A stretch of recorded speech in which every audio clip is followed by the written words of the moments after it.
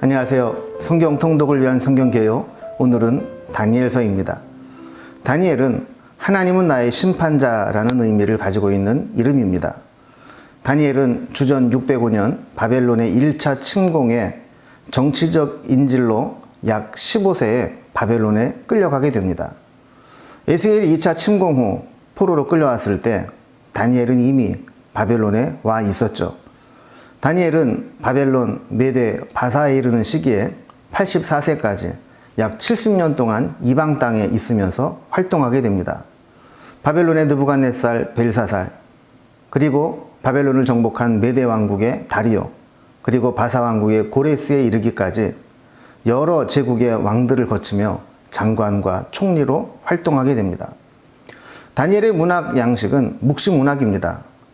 묵시문학으로 기록된 성경은 구약에는 다니엘, 신약에는 요한계시록이 묵시문학에 속합니다. 묵시문학은 감추어져 있던 하나님의 계획과 신비가 묵시를 통해 드러나고 계시되는 형식을 나타내고 있습니다. 그래서 표현 방식으로는 환상이 많이 나오고 상징적 용어와 숫자, 그리고 초현실적인 이미지들이 많이 사용됩니다. 바벨론의 느부갓네살은 유다의 왕족, 귀족 가운데 인재들을 끌고 와서 바벨론화 시키려고 했습니다. 그래서 그들은 모두 바벨론식 이름으로 이름을 바꾸어 버렸죠. 다니엘 역시 벨드사살로, 하나냐는 사드락으로, 미사엘은 메삭으로, 아사랴는 아벳느고로 이름을 바꾸게 됩니다. 이들의 원래 이름은 다 엘이나 야로 끝나게 되는데 엘은 하나님, 야는 야훼, 여호와를 의미하는 것이죠. 그러니까 이 친구들의 이름은 전부 하나님과 연관된 이름들이었는데 그것을 바벨론의 신들의 이름과 결탁해서 이름을 개명시켜버린 겁니다. 그리고 바벨론 문화에 적응하도록 훈련을 시키죠. 그러나 저들은 훈련 과정에서 신앙을 지켜내면서도 오히려 탁월함을 드러나게 되어 결국에는 장관으로 임명되고 역사의 큰 중심 흐름을 인도해가는 자들이 된다는 내용을 보여주고 있습니다. 다니엘을 원문으로 보면 1장에서부터 2장 4절, 그리고 8장에서 12장까지는 히브리어로 기록되어 있고 중간에 2장 5절부터 7장은 아람어로 기록되어 있습니다. 다니엘서는 크게 두 부분으로 나누어집니다. 1장에서 6장까지는 다니엘과 세 친구들이 경험한 역사적 사건들이 기록되어 있고 7장에서 12장까지는 다니엘이 본 환상들이 주로 기록되어 있습니다.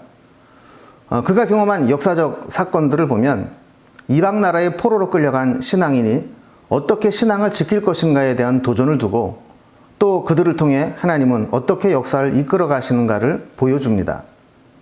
또한 다니엘이 본 환상들을 보면 역사의 주인은 하나님이시며 앞으로 하나님의 나라가 도래할 것에 대한 소망을 품게 합니다. 이방 나라들의 강대국들이 서로 흥망성쇠를 반복하며 바뀌지만 하나님은 세상 악한 나라들을 멸하시고 하나님의 나라를 이루어 가신다는 것이죠. 이제 장별로 어떤 내용이 있는가를 살펴보겠습니다. 1장은 바벨론의 포로로 끌려간 다니엘과 세 친구들이 바벨론화 될 것을 강요받지만 믿음을 지키며 어떻게 저들에게 인정받게 되는가 하는 내용이 기록되어 있습니다. 2장에서는 바벨론 느부갓네살 왕이 꾼 꿈을 해석해 주므로 바벨론 온 지방을 다스리게 되는 것으로 발탁되게 됩니다. 느부갓네살이 본 꿈의 신상은 머리는 순금, 가슴과 두 팔은 은, 배와 널쩍다리는 놋, 종아리는 쇠, 발은 쇠와 진흙인 신상에 뜨인 돌이 어디에선가부터 날라와 그 발을 쳐서 무너뜨린다는 꿈이었습니다. 이렇게 다양한 재질로 기록된 신상은 앞으로 등장할 제국들, 바벨론, 페르시아, 헬라, 로마 열국들이 차례대로 나타나게 되고 결국 무너지게 될 것이라는 환상이죠. 3장에서는 느부갓네살이 신상을 세우고 그것에 절하고 섬기게 한 것을 거부한 다니엘의 세 친구가 타는 풀물에 던져졌다가 하나님께서 그들을 건져내신 것으로 인해 그들이 다시 세상에서 높임을 받게 된다는 내용이 기록되어 있습니다. 4장에서는 꿈을 꾸고 번민한 느부갓네살의 꿈을 해석해 준 다니엘이 기록되어 있습니다. 그 꿈을 통해서 다니엘은 겸손하라고 경고했지만 느부갓네살은 그 경고를 무시하고 교만하여 결국 꿈대로 사람들에게 쫓겨나 짐승처럼 살다가 나중에 회개하고 겨우 왕의 자리를 회복하게 됩니다. 5장에 오면 느부갓네살의 아들 벨사살이 왕위에 오르게 되는데 그 역시 아버지를 닮아서 교만하게 됩니다. 예루살렘 성전에서 가지고 온 기물들로 술잔 삼아 술을 마시다가 메네메네 데겔 우바르신이라고 하는 손가락 환상을 보게 되죠. 저울로 달아보아 부족하여 왕의 시대를 세워 끝나게 하셨다라는 의미의 환상을 보게 됩니다. 결국 그는 암살당하여 죽게 되죠. 그리고 6장에 오면 메대의 다리오가 제국을 이루게 되었다라는 내용이 시작되면서 거기에서 총리로 발탁이 됩니다. 그는 핍박에 굴하지 않는 믿음을 가지고 왕을 신으로 섬기라는 것을 거부하여 사자굴에 던져졌지만 하나님이 천사를 보내어 사자의 입을 봉하여 다니엘을 보호하는 사건이 기록되어 있습니다. 여기까지가 다니엘과 세 친구들이 경험한 역사적 사건들을 기록하고 있고요. 이제 7장부터는 환상들이 기록되어 있는데 시대적으로 연속성이 있는 것이 아니라 시대적으로 과거로 돌아가게 됩니다. 7장에 보면 다니엘이 꿈에서 본 짐승 환상이 나오게 되는데 이 환상을 본 때가 바벨론의 벨사살 원년이라고 기록되고 있는 것으로 보아서 과거로 조금 더 흘러가게 됩니다. 여기서 본 네 짐승들은 새의 날개를 가지고 있는 짐승들인데요. 첫 번째는 독수리 날개를 달고 있는 사자, 그리고 두 번째는 새 갈빗대를 물고 있는 곰, 그리고 새의 날개를 달고 있는 네 개의 머리가 있는 표범, 그리고 무섭고 놀라운 짐승, 이 네 개의 짐승을 보게 됩니다. 이 짐승들은 세상에 일어날 세상의 오만한 왕들에 대한 환상입니다. 하나님이 나타나 저들을 멸하시고 인자를 눕히신다는 내용으로 마무리됩니다. 8장에 오면 다니엘이 또 환상을 보게 되는데 이 환상은 벨사살 3년에 수산성에 있으면서 을레강변에 있는 환상을 본 것이라고 이야기합니다.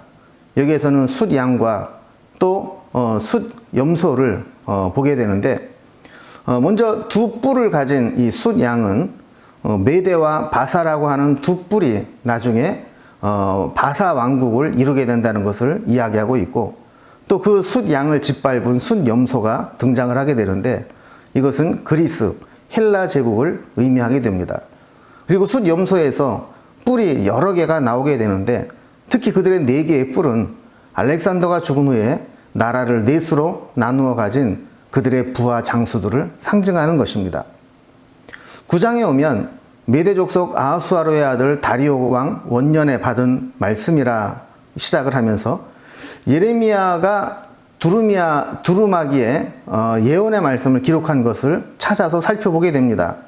여기 보면 포로 생활이 70년 만에 그칠 것이라고 기록되어 있는 것을 발견하고 이제 70년이 다 되어감을 하나님 앞에 고하며 회복을 위한 기도를 드리죠.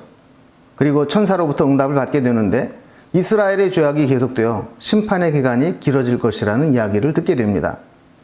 그리고 10장에서 12장까지는 바사왕 고레스 3년에 다니엘이 환상을 본 것으로 나타나고 있습니다.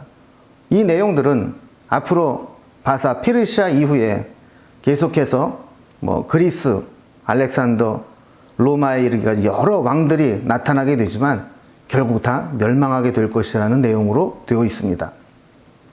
이렇게 다니엘서는 그가 겪은 역사적 사건과 또 그가 본 환상의 내용들을 통해 하나님의 메시지를 전하고 있는데 다니엘서를 흐르는 중심은 다니엘은 기도하는 사람이었다는 겁니다.